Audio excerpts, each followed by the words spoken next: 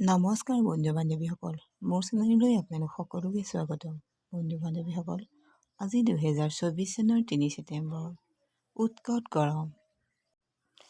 বেলিয়েও ৰুদ্ৰমূৰ্তি ধৰিছে। বেলিৰ এই ৰুদ্ৰমূৰ্তিকো আওকাণ কৰি এই মহিলাসকলনো কলৈ গৈ আছে? তেতিয়াহ'লে চাওঁচোন আহক। 10,000 দিয়া আশা আছে নে ছাৰ?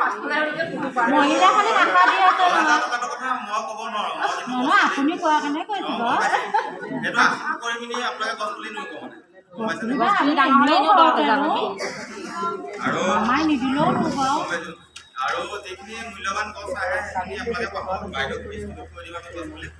আৰু 3-4 মাহ বোলে পিছত 10 বছৰ মই গছজোপা কাটিছোঁ, কাটি কিনি দেখিবলৈ দিলেও কাটি মাটি আৰু বা বাগানৰ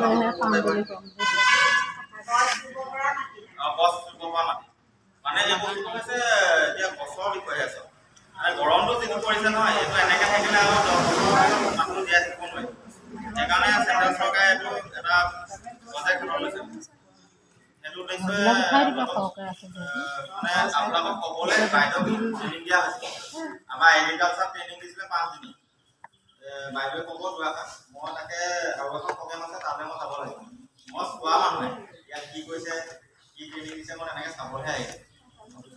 তাৰমানে 10,000 টকা গছ পুলিতে মাৰি দিব। গোটেই লোভিয়া কৰি পেলালে। বন্ধু বান্ধৱীসকল, বেনাৰ দেখি নিশ্চয় গম পাইছে আজি তিতাবৰৰ ডাংতৰা বজাৰ গৃহত কি হৈছিলে, মহিলাসকল কিয় একত্ৰিত হৈছে। হয়, আপোনালোকে দেখাটোৱেই হয়।